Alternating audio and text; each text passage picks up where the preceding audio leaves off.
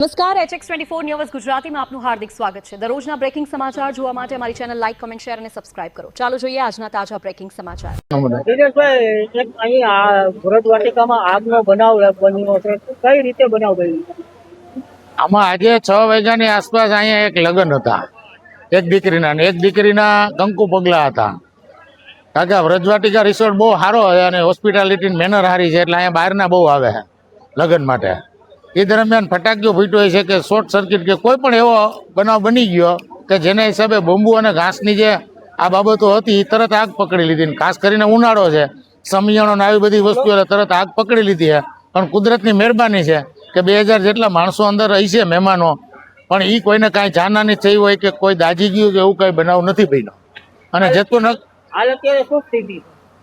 અત્યારે બધું કંટ્રોલમાં છે આગ, પણ જે વાંસ અને બંબુથી બનાવેલું જે આખું ફર્નિચર અને બધું હતું એ પૂરું થઈ ગયું, નાશ પામ્યું ટોટલ।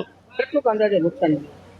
હવે નુકસાન તો મારી દ્રષ્ટિએ 40-50 લાખનું નુકસાન થઈ જાય, અને હજી એનો આ ચોક્કસ આંકડો તો જાણવા મળે તો ખબર પડે, પણ 40-50 લાખ ઉપર નુકસાન પાકું। શરમણભાઈ મોરી।